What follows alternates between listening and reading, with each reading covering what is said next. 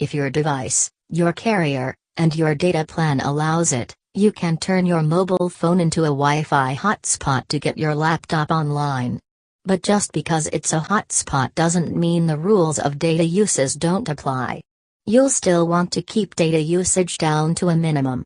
Here's how you can enjoy all the perks of a mobile hotspot without wrecking your wallet. Saving data in your browser. Image, Google. Chrome has a data saver extension made by Google that cuts down on page loading times by rerouting the sites you visit through Google's servers, and compressing them along the way. If you trust Google with this kind of data, HTTPS pages and pages launched in incognito mode aren't included, then it's a quick and simple data saving trick. This add-on gives you the same feature in Firefox, though it's an unofficial implementation of Google's Chrome extension and isn't made by Google itself. Alternatively, you might want to install Opera instead. It has this kind of functionality built in. Look for the Opera Turbo option again. Only non-HTTPS sites are processed, so your most sensitive data isn't intercepted.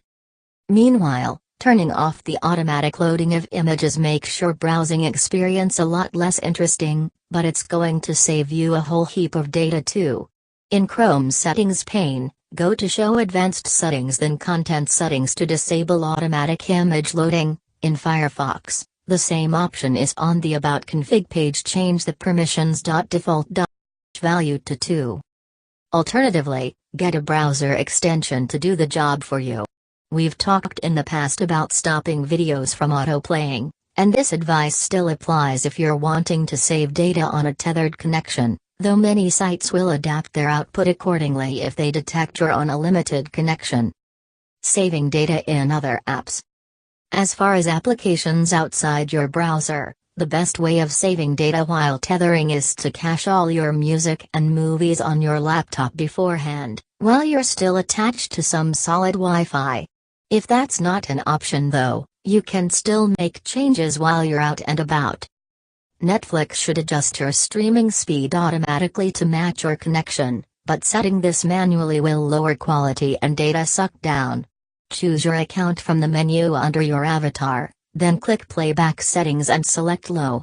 In the Settings page for the Spotify desktop client, meanwhile, you'll see a high-quality streaming toggle switch, so make sure this is off while tethering.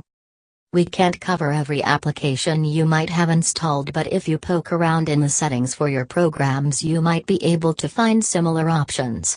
It's also a good idea to hit the pause button on syncing services like Dropbox and Google Drive if it's practical to do so. You can do this from the system tray or menu bar icons. You also want to put automatic downloads and app installations on hold while you're tethering, and there are changes you can make at the OS level too. Launch the Settings app in Windows 10, click Wi-Fi then your network, and you can toggle the metered connection switch. This tells installed apps you're on a limited connection, and puts a halt to large OS updates at the same time. There's no such option on macOS, but there is Trip Mode, which works on Mac and Windows computers. The app lets you set which programs can use data and which can't, so you get much finer control over how much data is getting pulled over your tethered connection, and you can get detailed usage breakdowns as well. Trip Mode costs $7.99, but there is a free trial available. Beyond these tricks, the most important thing to do is apply some common sense when it comes to the apps you're using and how you use them. Keep those browser tabs down to a minimum, but the tips above should get you well on your way to saving a ton of data while you're tethered. As an added bonus, you should save some battery life too.